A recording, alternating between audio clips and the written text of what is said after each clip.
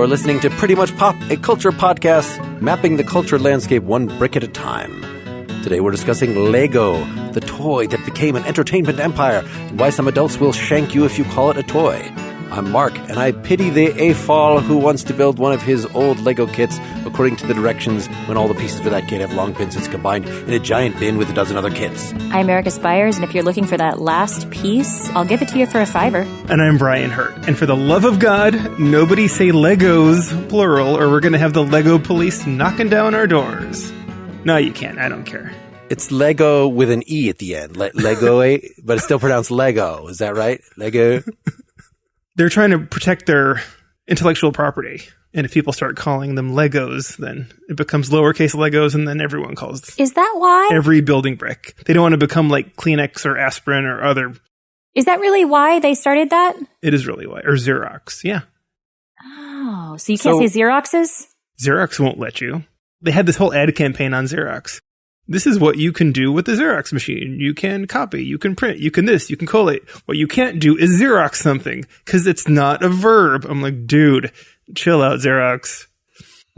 So I think people have been wondering throughout the history of this podcast exactly what kind of geek is Brian? That is surely the question that will be answered today, because this topic came right from your heart and other parts of you. Jein, as they say in German, because this is something I have more interest in than probably either of you, and certainly have spent more time on, but the idea for this podcast was all you, Mark. And maybe we'll put this on our page somewhere, but Mark and Erica, if you scroll to the end of our notes page for this episode, you'll see some of my creations, also known as my own creations, or MOCs, M-O-C, little s. Holy crap. We have to have the video of Erica reactions to seeing Brian's awesome creations. I was not expecting this. So what is this? Okay, so for you guys can't see this, but I think we'll probably link to it. Yeah, we'll put it on the blog page at prettymuchpop.com. Oh my God, I don't mean to cast aspersions on you, but if you don't recognize that as Baby Yoda, I don't know what to do with you. I know it's Baby Yoda. What is the first one? That is a big mathematical model of the Mandelbrot set fractal, which is normally rendered in 2 dimensions using different colors, showing different iterations of the calculation. I rendered it in 3 dimensions, with each new layer being another level of Lego. And then I added some lights to it. And then someone said, hey, that looks like the Fortress of Solitude. And so I added Superman to it. And there's your story. I almost thought it was something from Lord of the Rings. Well, if you didn't recognize it as being the Mandelbrot equation, I have no respect. You guys, this is a totally new level of nerddom I wasn't prepared for. Yeah, I think I'm revealing a couple levels of my geekery all at once, but that's all right. And then there is a beautiful portrait of Baby Yoda. The child.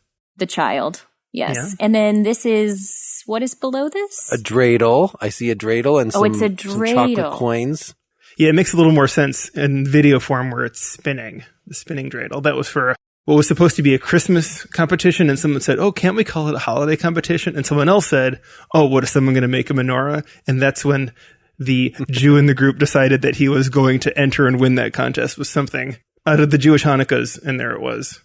And then a public pool that I built for our town, a collaborative build with many other people. I'm very impressed by this, Brian. You thought I had no skills, and no, I'm not I have one. surprised. I am impressed, though. It looks like the pool is segregated. Is that? No. It's just the water is different colors in different parts of it. It's supposed to be deeper water. I see. The pool is yellows only.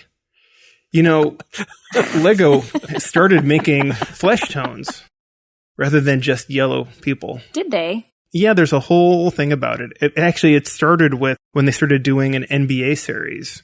It just was a little odd, I think, to have yellow basketball players representing African Americans.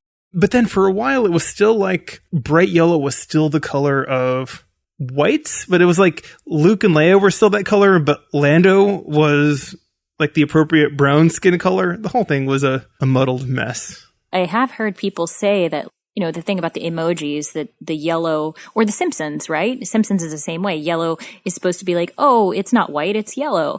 But it's like, then why do we have the other colors? Exactly. Yeah. It's a white person's attempt to be post-racial. Yes. Boy, if you could always be that succinct, Mark, that was excellent. We had a bunch of points. Brian provided many, many articles that we will link folks to about. So the AFOLs, the adult fans of Lego. You're just a total AFOL, Brian. That's a lot like what I've been called all my life. I was kind of thinking about this from the standpoint of play. You know, it's interesting that we just did the escape rooms one recently and thinking about how this hooks up to other kinds of play, right? It is lauded as being like this thing that'll foster creativity in kids, but yet to keep from going out of business, they were not just like Lincoln Logs. Here's a bunch of things in a bin, but more and more kit oriented and it's sort of replacing models, which models are actually pretty terrible with that glue. So like that's a fine change, but that was the thing that caught my attention most in sort of the evolution of this thing from being completely open-ended to, I don't know, do kids just like build the Harry Potter set and recreate their favorite Harry Potter moments over and over again? Let me ask, did you have these growing up, Mark and Erica? I don't remember ever having a kit. I just remember having a tub full of Lego. We called them Legos, and we would just make things that we could think of with our minds, which usually wasn't super creative. I think I just mostly probably made houses and bridges. That's super creative. And how did you play with it, Mark? I don't recall us having these. I think they might have been the kind of thing that my mom thought would make too much of a mess. You know, these things to step on. We had like the little people when they were little wooden people. I had a big thing of those. But yeah, like actual Play-Doh and Legos, I think were kind of discouraged. But I remember being puzzled. I still enjoyed playing with them freeform in other settings at people's houses and whatever. And from the beginning, found it curious when like, you know, a guy from my grade school would get a car and you would just make the car and then it would just sit there as the car. I'm like, wouldn't you want to break the car and make it into something else? Like it just seemed to defeat the whole purpose. So I have bought kits for my nephews. They are all Lego fans, and that makes me really, really happy. Because to me, I don't like getting gifts for my nephews that they can just play with and then like throw away. I want something that they can learn something from, hopefully, and grow from, and something that they can be creative with. And so the first time I got a kit for my eldest nephew, we sat down and we did point by point with the instructions. And my parents kept saying, nope, he's going to lose interest. He loses interest in everything after about 10 minutes. He sat down there and we went through the whole thing, and he really wanted to finish it, and it was of his own accord. And then later on, he decided he was going to rebuild it, but just do it a little bit differently, just the way he wanted to. And I think that was a beautiful way to watch somebody try it both ways. Yeah, I think that is pretty common for kids to want to build the way it's supposed to be built and then go do their own thing with that. I've seen that a lot. Adults more will buy a kit because they want to have the kit and put it on display and never take it apart again. I will say that when kids just have the opportunity to play with free brick, so I'm a part of a couple different groups. We'll go with more terminology here, lugs or Lego user groups. And we'll have events where this loose brick. I'm just going to have giggles throughout this whole thing because I'm delighted. This is delightful. Please continue. You totally derailed me. We will lay out thousands of bricks on several long tables at our shows. And so kids will come and they'll just build. And sometimes these kids will just build for hours. And sometimes it's only regular, standard, the squares and rectangles and nothing special, but they can still, especially when they have access to so much of it, they don't need kits or sets, and they'll make pyramids and words and other things. And I've got to tell you, working these tables is totally harrowing because it's so unsanitary. Oh. And I guess we're living in a new age when it comes to this. But I was at this table because you have to take the stuff apart. Otherwise, it just gets all put together and there's no loose brick to play with. And kids wander off. And so adult volunteers take it apart. And there was this one kid, and I kind of noticed he had a lot of bricks in his mouth. I didn't want to stand too close to that kid. Oh, anyway, no. I started taking them apart. And you know, these bricks have a tube structure underneath, right? And so I was taking the bricks apart, and then I opened one, and it was like I had cracked an egg. It just released itself on me. So normally I can go the full 2 hours of my shift before going to wash my hands, but that just did it. Sorry, guys. I gotta go. I'll be back. So yeah, kids are disgusting. What can I tell you? Does that happen at the Lego store as well, do you think? Or are there people watching and being like, nope, no bricks in the mouth? Because, I mean, it is a liability, I assume. Some kid could swallow it. Oh, I'm sure it happens. I mean, I go to the store sometimes they have the bins in back to fish out pieces, and I'm always sure I'm going to pull out a diaper. I don't know. Like that ball pit at Chuck E. Cheese. Is it gross in some way to have, speaking of ickiness, a hobby that there's a single corporate sponsor behind? Almost no other hobbies. I'm sure people will come up with dozens of counterexamples, but just thinking off the top, if you're into cards or you're into video games or whatever, it's not like there's one purveyor of this thing. Even though these bricks are in the public domain, the knockoffs are substantially poor. I remember buying a ship for my son of non-Lego things that was much cheaper, and it just didn't stay together very well. I don't know. It doesn't bother me. I'll tell you that Lego is very involved in the big shows that are held throughout the world. They're very good partners, and they will donate things for charity, and they'll attend, and they support this whole community. I mean, this is part of what stirs interest in their product. So often the rules for these conventions, if you're going to display, is to not use parts made by competitors. Like, for example, Lego doesn't make modern weapons. They'll make olden time weapons, and they'll make futuristic weapons, but they won't make a handgun. Well, some people want to do World War II scenes. And so there are aftermarket places that will make accurate World War II weapons, and you can use those because Lego doesn't make them. Or if you want to use special lights. So it's not that you can only use Lego products, but they really frown on you using products from a company that's really trying to take Lego's business away. So if that's Mega Bloks or Creo or all those other ones. And those aren't even as bad as there are actually some that just steal their actual intellectual property and sell knockoffs of the actual Star Wars Millennium Falcon or whatever. And I think those are even more frowned upon. Before we get too far into the adult world of Lego, can you tell us, when did this start? Since the beginning of Lego, has there also been a group of adults that had an affinity for these? Or was this something that happened more recently? You'll be shocked to learn that the internet age is really what got adults organized doing this. I think it was really on the Usenet news groups and other groups forming up in the 90s and the 2000s of adults getting to share their creations and their hobbies. And I've seen a presentation on this, and I don't remember all the details. I'm sure I'm getting more wrong than right, but that's really how the whole adult scene came to be. But of course, it was a kid's toy. It was when I was a kid. I didn't have them growing up. It wasn't something. What? I really got into them fairly recently in the last 5 years. I had a few friends who had them, but it was not in the family budget. And I remember playing with them at some other friend's house, but it wasn't part of my childhood. Did you play with a dreidel? That was what Brian had as a child.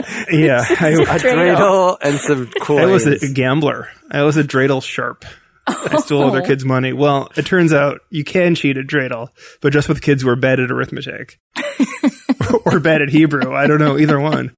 I played with marbles, so we didn't have fancy toys either. It was marbles, cards, dominoes, Lego, and a couple Barbie dolls. You had to get actual Barbie dolls from Mattel in order to play with Barbies, because if you played with a knockoff, you were shunned. I had one knockoff, and I wasn't really happy about her. But I always anthropomorphized my toys, so I'm sure I was nicer to her than I was to the actual Barbies because I felt like she knew she wasn't quite up to stuff. That is really tragic. Yeah. So, Brian, are you a Lego purist that you frown upon all the extra anthropomorphizing that has gone on more and more as the brand has developed? Well, you'll see from the builds that I have, I do make yellow people.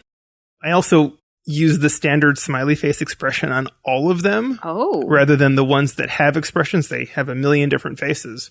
And I just like the ones that make them all look like cultists or Stepford wives. They all have the same 2 dots and a smiley face. No noses. No noses. I just listened. There's several Lego podcasts, so I will refer to folks to one. I didn't listen to the whole episode, but All Sorted was the name of the podcast. They did a whole episode on just how many figures of the many thousand minifigures that have created over the years have any sort of nose drawn on? It's less than 100. And most of those are like aliens or something. One of the strangest things is that one of the few characters I know has a nose is Voldemort. Oh my gosh, did I just say that word? Oh my god. Because he has, right, his actual nose is missing and you can see those nostrils in his face. And so it's an irony that one of the few noseless creatures actually has something drawn where his nose should be, I think. Now, have you been to the Lego stores? To Legoland? I've not been to Legoland. Isn't it Legoland? The stores? Legoland is the amusement park. I took my kids there a long time ago, which, yeah, the best parts of it were just like where there were big Lego creations. Yeah, Legoland. And the area to play with Lego, but there were also rides and overpriced bad concessions and all the normal amusement park stuff in San Diego. I went to one in Kansas City, and that was fun. In Kansas City, there's is it like a Lego Exploration Center? Or I'm not getting those words right. It's not a full-blown Legoland, but it's a... Yeah, they just have features and various ways you can play with the Lego. We built cars, and they had ramps that we could use them on, and then they had a free play center. I can't remember what else they had, but it was quite interactive. All right, I have been to 19 Lego stores.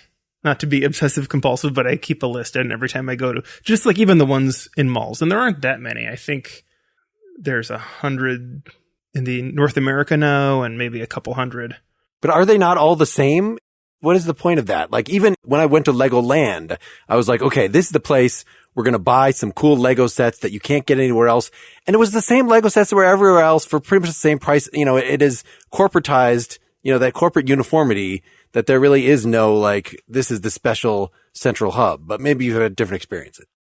Well, there are 5 flagship stores in North America that do have some different things. So the 2 Disneys, the 2 in New York, Water Tower in Chicago, and then Mall of America. That must add to 6.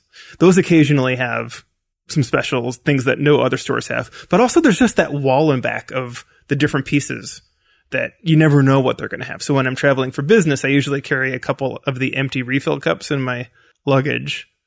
And the permanent face you're making, Erica, it really is a shame this is radio and not television. What? I'm so sorry. Incredulity, amused. I don't know what. It doesn't matter. Let's keep moving on.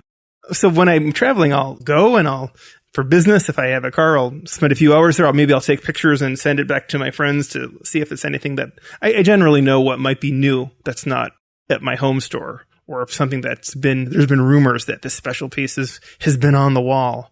Well, we don't have it in St. Louis, but I'm in Denver and they have it. So I'll buy a cup and see if anyone else wants a cup of it. So not all the same. But, you know, I think that's something that just comes from being really part of a hobby, right? And often from the outside, the people who go to Europe and they go to little towns and they like to look at the old towns, and you say, well, they all look exactly the same. Like, well, but if you know them, like one has this kind of shutter and one has this kind of flower box and one has this kind of design on the tile. And so once you're kind of into something, you start seeing the differences in a way that externally, especially if you're not into it or don't care that much, why would you take up the mental space knowing what those differences are? I admire people who have that kind of fandom toward anything. I just don't. I don't feel like I've been a huge fan of anything, maybe ever in my life. And if I have, it was when I was a child. I like things a lot, but I'm never somebody who becomes an expert. And I think that must be kind of lovely to be driven by a community in that way, where you're like, yeah, I want to keep a log of how many of the Lego stores I've been to, and to know these stats offhand. It gives you something to look forward to wherever you go. I think Erica is channeling George Costanza. Why? With the guy who was a Civil War buff. I'd love to be a Civil War buff. What do you have to do to be a buff? Not sleep 10 hours a day. Sorry, no can do. What I will say is I do enjoy Lego in many of its aspects. So not just to create, but I've enjoyed the films very much. And the new reality TV show that was out. Mark, did you get a chance to watch those movies? Yeah, let's talk about the media a little bit. The reality show, I watched the first one with my family, and then I watched the last 2 so far, 6 and 7 myself. And actually they were a little disappointed. I'll attribute this criticism to my wife, but then I noticed it then as unlike, I think a lot of other reality shows like that, they didn't show a lot of the techniques. Like it was more just like, have they thought of an idea yet? What's the drama of the competition? And you get to look at the cool stuff they made, but other than like maybe one thing, per, they would have the expert come out and say, oh, stud's not on top. There would be like a technique that they would talk about. But like, I kind of wanted a lot more of that. Whereas every single baking show or fashion thing, like you seem to actually learn about the actual artistic processes involved. That's really interesting, Mark, because I know that's been a beef in the Lego community that they haven't been showing a lot of this technique, but I didn't know if that was something for a non-Lego person, if that was even a thing. I mean, clearly this is not like one end of the spectrum for me on the reality show or things like British Baking Show, which is really focused on what you're doing and not focused on the drama. And this seems much more like Project Runway, not to the point where we see them in the evening, but if they can gin up drama and if they can spend time watching someone storm off the stage being upset, that's definitely what they're going to be doing instead of showing us what they're building and how. But they're playing it for comedy, so I feel like it works a little bit better than a lot of the tired reality TV tropes. I mean, Will Arnett is just so funny all the time. I could just watch him all day. But I agree, Mark. I was like, how are they setting up those motorized elements? Why don't we get to see that? And does Lego provide those? Did they make their own? Like, how does that work? Did they ever explain that on this series? Not that I saw, but I didn't see all of them. I mean, Brian, you can tell. That's one thing I did want to ask you about is the interaction between the robotic elements and the building elements. That just as a parallel, my son was very into Thomas the Tank Engine. So we had all this Thomas the Tank Engine stuff, which like Lego is very overpriced. And you feel like, oh God, I gotta, but there's something, addicting and sort of collectible about it. But then eventually, like right at the very end of the Thomas period, we got one train that had batteries that would move. And when little cousins have come over since then, that is the only thing they want to play with. They have no use for the rest of this stuff. And the imaginative play, like once you add a motor, like something terrible has happened. Any parallel, Brian? There are Lego trains, and I'm not all that excited about them. And there are some people, that's all they do. And they build replica trains and custom trains and all these different things. In terms of gearing up things like rides or I don't know if that was the episode, if you saw the first one. Yeah. Mm-hmm. Erica with the carnival rides. There is a Lego motor that has an anti-stud bottom that you can attach to studs. So put it right on top of a brick. And there's an axle that comes out and it only turns one speed. There's a lot of gearing and all the gears are made out of Lego also. So there's a lot of getting it to change the direction of the motion and the speed of the motion and the complexity of the motion. And they were like using their phones for that, right? To like program it looked like. Right. So there are some Bluetooth controllers for some, because they have a couple different series of educational tools. One was called Mindstorms, and then there was something called the EV3, and I'm sure I'm getting some of this wrong, because I never had any of these different ways of programming Lego to move in different ways. So I haven't been all that involved in that. I haven't gone down that road. There's a whole endeavor called the Great Ball Contraption, or the GBC. I'll throw some more letters at you, where people make these modules to just pass little Lego soccer balls or basketballs, so about less than an inch across, these balls to pass them around a whole contraption. And it's very Rube Goldberg-like, where you'll have all these different ways of moving them. And of course, it's all these motors and gears. And plastic nothing holds together very well. And people who do this spend all their time fixing these contraptions that just break. These gears get loose and they worry off and things jam and balls stop moving. And don't I know it? At least the show showed some of the different aspects of building that, you think about the scale and the aesthetics, but then they had one about, can you build a bridge? Can you actually apply engineering characteristics? And some of the teams clearly had this engineering knowledge and had used Legos, as physics experiments before, and some of them just had not. If you're actually learning about construction technique, that seemed pretty damn cool. Yeah, that was really interesting. And I think as I was watching that one, I fell into some of the same traps that some of the builders did and how they were approaching it. Because they're approaching it the way you would build sometimes a regular bridge and thinking about how beams work. And there's a pneumatic press channel on YouTube where they just smash stuff. Have you seen that? There's just a guy and he has a press and he puts awesome things under it. Nope. And it turns out a Lego brick itself. Is this what you're doing while you're quarantined? Well, I started working from home in 2007, so I'm way ahead of a lot of people here in what I've been doing. And a regular Lego brick resists compression so much more than the beams resist being bent. So the one team that went that route actually ended up doing much better, just making it out of locking solid bricks together rather than using the long Technic beams, which, yeah, I can't bend one with my hands, but if you put 1,000 pounds on it, it's going to break. Interesting. Wait, so the bricks themselves, if you're using a brick, are they going to offer bend or no? Not really. If you push two bricks together, they can just withstand so much force before bricks will buckle. They're extremely solid and in compression. Huh. So it was really kind of neat to see what they did with that bridge episode. I really enjoyed that one. Yeah, that's different than how we think of, this is about as far as my construction knowledge goes, is stagecraft. In college, we learned the reason that you might want to use nails instead of screws. Because we were always like, well, obviously you don't want to use a screw. It seems like it would hold more, and it's easier to get screws in and out and reuse them. And they're like, no, actually you want to use nails in a lot of cases because they do provide a little bend. And if you try to bend a screw, it'll just break on you. This is true. Also, that second time you use a screw, it has about half the holding strength. Really? Yeah. Stagecraft. And yet you can use the same Legos. They should just use Lego for stagecraft. I think you're right. Has there been a Lego musical yet? Oh my God, we need to. There's an emoji musical. Let's do a Lego musical. That sounds very expensive. That seems to be the only... Well, I guess it depends how literally you take it. Does every piece of set work? Does every prop? Does every element? Do the actors have to be robot Lego or have Lego costumes? You have to have a Lego ball gown. Okay, now I'm super fascinated. Now I want to see this. Let's put a call out to anybody who's interested in creating the Lego musical and see how far we can get this to go. I do a web search for Lego clothing, and it's really disappointing. It's just like clothing with like the Lego logo and stuff on it. It's not clothing made of Legos. Those are not the first ones I find.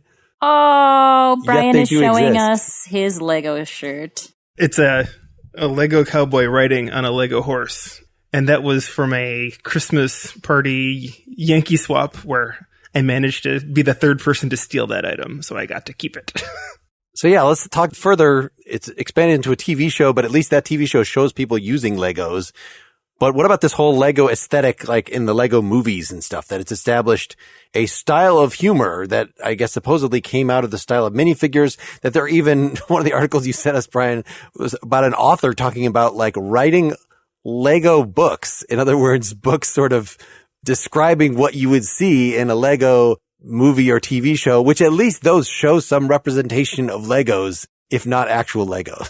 So it's getting further and further more abstracted from the actual Lego process. I can't speak to the books. I will say you've both seen the Lego movie, correct? Mm-hmm. Oh, yes. All of the Lego movies. Okay, so you've seen Lego Batman as well. Yes.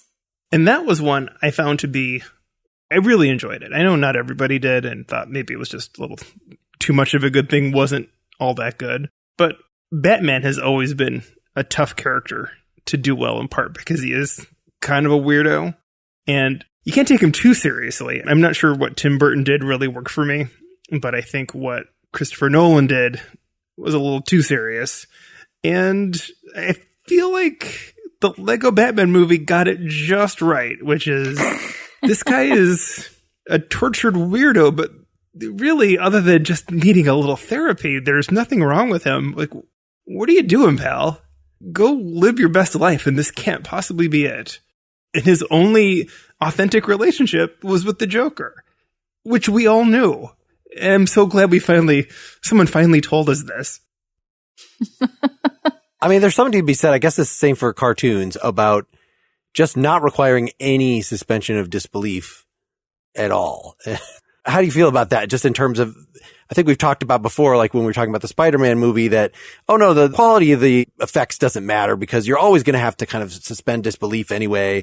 And you could even have, like the early Greek plays did, it could just be very minimal sets. And as long as you've got characters acting and saying those lines, then your imagination does the rest.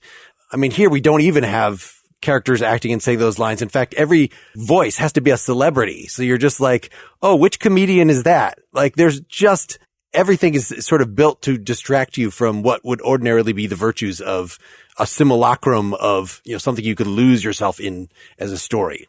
So are you saying you don't get wrapped up in the story at some point in these things? Or are you just so locked in on the artifice that you never engage the art?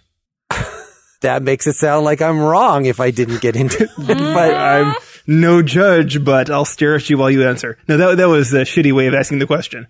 But answer the question anyway. I really enjoyed the first part of Lego Batman, and I thought there were a lot of good ideas in it. But once I'd kind of gotten it, like, I don't need this super syrupy follow-through.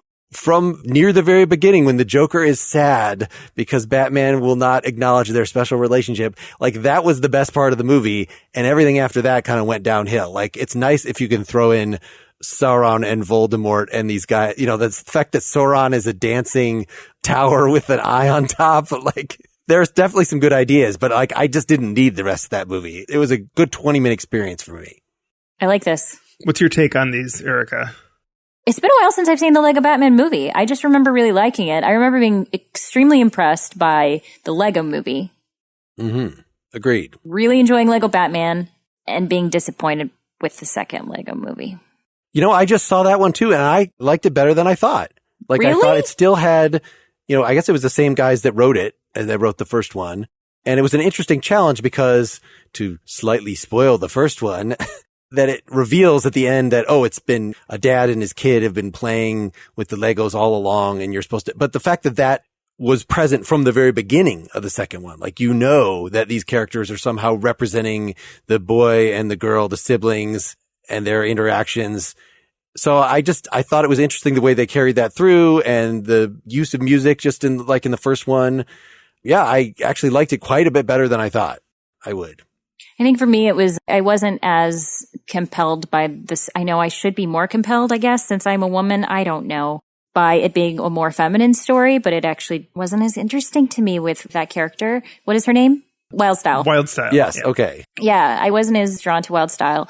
I agree with you on that. I identified with the little sister just wanting to be a part of the little boy's life and being thrown out all the time. That was really cute.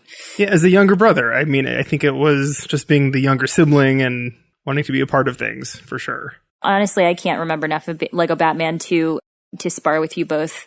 I just remember enjoying it. I didn't make it through the Ninjago movie, I admit. I did not watch Ninjago. But I'm glad you cleared that up. I didn't know if Ninjago. I think it's Ninja Go. Go Ninja Go. I don't know. Go. One of the complaints with all these licensed sets is how expensive they are. Because every time you fork over $1 for a Star Wars set, 20 cents is going over to Lucas. So that was part of the impetus for Ninjago and their elf sets and their friend sets and all their own lines that they didn't have to. They owned the license and they developed them. And a lot of them didn't take off. And there are some that came and went and some that are roundly mocked now. But it also, giving 20% to George Lucas, sure, that's bad, but I'm sure that they have a lot more sales by the time that they incorporated Star Wars. Yeah, I think that whole thing saved their company. Reading about the history of it made me a little more sympathetic, not just that they're greedy corporate bastards expanding to cover the world, but that they were basically bankrupt as of 2004. And that it was really these partnerships that have kept it going. So if you were a purist and no, it should just be well-made blocks that you can build with that have been consistent over, since 1958, that would not have been enough for the company even to survive. I think that's right. And their patent expired, right, on their basic bricks. Now, their minifigure patent, I think, is still in effect. So other people can't make minifigures shaped the exact same way. But yeah, you have to do something more special than just pumping out the brick you've always been making, because someone else is going to make that same exact brick more cheaply. There is one article here that is really having an issue with adults playing with Lego. It's from Guff Magazine. Now, this is claiming that it's actually not helping foster creativity. Is that correct? That's how I read it, yes. I thought it was just not fostering creativity if you're following the directions. This is exactly what I was talking about before, that maybe the freeform playing, like that does foster, you imagine something, you make it. But if it's just like putting together IKEA, that perhaps does not foster creativity. In fact, makes you the kind of person that will follow directions step by step, and that's it. So that critique seems to completely miss the way somebody like Brian, or it seems like anybody in that community, actually approaches Legos. I guess one of my counter arguments to this article is that following the instructions and actually being pretty careful about it opens your eyes to some new ways to put things together. I have a lot of sets and I don't keep most of them together. If I have them, I'll often put them together and then take them apart and throw them in bins so I have them to make my own things. But I always learn about ways of putting things together and things I maybe hadn't thought of. And I haven't learned more than I know, I'm sure. So I think that's fine. Something else I'll say, and this maybe gets way back to what you said about putting models together with glue in the beginning, Mark, is that Lego are really friendly to people who aren't that coordinated and maybe really just can't put a model together with glue or can't make something out of wood, because everything to start is at nice right angles and they snap together tight and they hold together, and you're not limited by your own clumsiness or your own being a total spaz. You can branch out, you follow the instructions, and you maybe learn new things, and you get a little more comfortable with not doing things at right angles or doing things at unusual angles and having studs going off to the side and having studs going in all directions and hinges and all the crazy pieces. So, Brian, when is your next event to build? Is it done as a community build? You know that song, Everything is Awesome? Our current song is Everything is Canceled. So, I don't know. Oh, no. Can't you do it from home and do a Zoom in with your Lego friends? I had a meeting last night. It was so sad. But I usually go to 6 events a year. The big one I'll be going to, if it's still on, is in Chicago on Father's Day weekend, called Brick World. And I'll have a new big thing to display. Well, I think it's a perfect opportunity for you to take the sets that you currently have and create something brand new while you're stuck in your home. Then you can all have a competition. Oh, he's showing something. Oh, he's already doing it. He's already doing it. Before our eyes. This is just a set that I bought. It's the International Space Station. I didn't make this. I mean, I made it, but it's not. That's beautiful. Not anything special. It's just a thing. Yeah, I'm keeping busy. We're all keeping busy. It's all good. So when is 3D printing going to just blow the Lego hegemony out of the water, when you can print your own to really exact specifications and all those funny pieces that you're saying, oh, I have to go to the special store to get the special flower pot? Like, no. And I know there already is an online community of people printing pieces. And I just found an article of Lego issuing cease and desist letters to some of these people. It seems like you can't keep that animal in the box. Probably not. The two things I've seen a lot of that I don't think the Lego company cares all that much about. One is custom track for railroad tracks that connect and go in directions that their own track doesn't. And the other thing I've seen, and I don't totally see the attraction of it, is people make giant versions of regular things. So like these minifigures that are 3D printed, but they're 3 feet high, or people just like making macro scale versions of regular bricks with their 3D printers. It certainly doesn't look as good. 3D printed bricks is the real thing, and the colors aren't right, and it looks wonkier than the off-brands. And probably is more expensive in the long run. I don't know how much substrate costs for a 3D printer, plus the 3D printer. So who knows? Yes. Those are certainly not like fast or anything now. At least the people I know who have 3D printers now, it's, look, I made this special dragon. Like, this is the one thing that they made in the month or something. It's not. And I love it. It loves me. You're not going to say, instead of buying a bin of regular Legos, I'm going to just churn them out. Like, the cost for the materials to put in the 3D printer would be more than that. I want to know, this is really important, how many coins have you put in the swear jar for using the word Legos throughout this podcast, Mark? I have not even noticed, and I have not noticed Brian frowning at me, so I have no such commitments like Brian. I have no organizational tie. In fact, I will use my plural as a sign of rebellion. I have no real beef with it myself, and there are people who are total pedants. And if you go in the Lego store and say, "Oh, I love Legos," there is no employee who is going to correct you. Well, yeah, they're going to sell you some more. That's right. And there is a pinned post on Facebook in one of my groups explaining why we are not going to have this discussion. And as a linguist, I honestly do not care. And I understand why the Lego company has to protect what's theirs, but shrug. You heard it here, folks. Our linguist has said Lego or Legos can go. Live your life.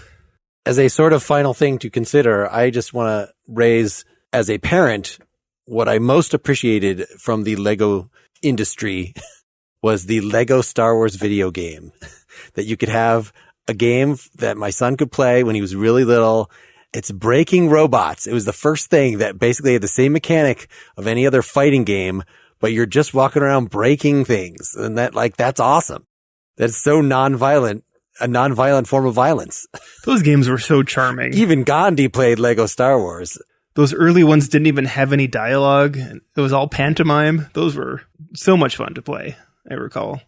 So, do you still have Lego in your house, Mark? And are you going to give it to me? I mean, it just became the thing. And even for like the little cousins now that my kids are, my daughter was more into Playmobil as time went on, but like, my son was definitely, he even still got a Lego, I think, for like one small Lego for Christmas.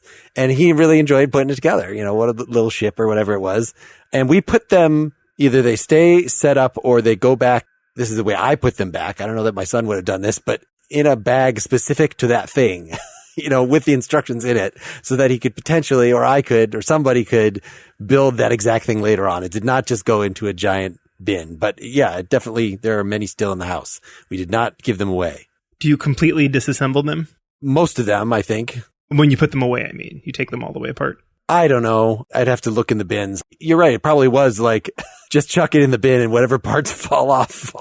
Erica, when you told Drew about this podcast topic, did he have any comments? Surprisingly, no. He grew up playing with all sorts of toys. I think definitely with Lego as well. And I'm surprised he's not more of a fanatic, but he did watch some of the episodes with me, and that was pretty fun. Although I have to say, we were just most mesmerized with the faces that the woman from the Ozarks was making, and Jean also mortified because, like, I make so many of those faces, and I was like, I guess this is where I get it from. It's just, we're a hokey people. I guess just as a general point of a creation of a type of humor, or I feel like the Lego movies being good does not stand for Lego media in general. I did try to watch, there's so many, if you just look on Amazon Prime, little Lego TV shows, and I just couldn't watch any of them for more than 30 seconds. I tried several things and... Well, they're not made for you. Well, yes, that is maybe my being repelled by children's, the same as for our cartoons episode we did so long ago. It is pretty cool, though, that one company can make something that really doesn't speak to a certain audience, but another form of what they do really does speak to the older audience. I would like, now that we have had this discussion, for you both to try something with this.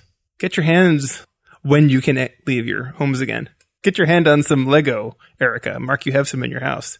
And see if there's any kinesthetic appeal as an adult to do that. It's not cheap, though. This is, unfortunately, an expensive hobby. I remembered enjoying doing it with my son, but yes, as I was prepping for this, I could look around the house and find some Lego and touch them, but that would be way too active for me. Sitting and reading more of this book about Legos and looking at more of these articles and watching more of the media, screens. You're the most dedicated podcaster I know, Mark. I don't think that's a compliment. That reminds me, Mark, about a Lego video game that was out recently called Dimensions. Have you heard of this? No, tell us. Okay, so I'll end on this because it was this game where you had to actually build these little Lego creations, and then you would play the game, and then it was like an Xbox or PS4 or whatever, but there was this pad, and occasionally you'd have to move one of these little characters, which had a microchip on its bottom or a transceiver or something, from one pad to the next. So I'd be playing this game and I'd be in the middle of it, just sitting on my couch, and it would say, oh, move Lego Gandalf from the green pad to the blue pad. I can't believe how many calories I'm burning playing. Like, I just want to sit on my couch when I'm playing video games. And I would tell this to some of my friends, and like, oh yeah, I would just have my kids move them. So it wasn't just me. Like, this idea of having to, it was too many things. Like, I don't mind building the stuff or playing the games, but to actually have to even lean forward in my couch to move something from one part of the pad to the other was way too much. So I put it away, and that was the end of it. I can't totally picture what you're talking about, but we'll link people to a video about it or something so they can experience your pain. Meanwhile, I look forward to Lego Death Stranding. So that could be beautiful. Oh, they do such a beautiful little baby. The little BB. They recently just came out with a little Lego baby, though. It'd be perfect. Oh, no, I really want to see this. I want to see Lego fetuses on anti-abortion protesters' signs. That's what I want to see. Someone made a concentration camp out of Lego, and it was a serious art piece, but I think Lego didn't know it at the time and provided pieces and then later seriously regretted the whole thing. Yep. And on that note, if you want to be cheered up, this is your chance to subscribe to our Patreon feed to hear our much more cheerful after talk where we talk about the world crisis we've been skirting around this entire podcast. Okay, thanks everybody. Mark, this was a great idea. This is a great idea. I think it was your idea. So. It really wasn't. This is the hill I'm going to die on. Good night, everybody. good night. Thanks. Bye. Get more Pretty Much Pop at prettymuchpop.com. Get bonus content for every episode at patreon.com/prettymuchpop. Pretty Much Pop is part of the Partially Examined Life podcast network, and it's also presented by openculture.com.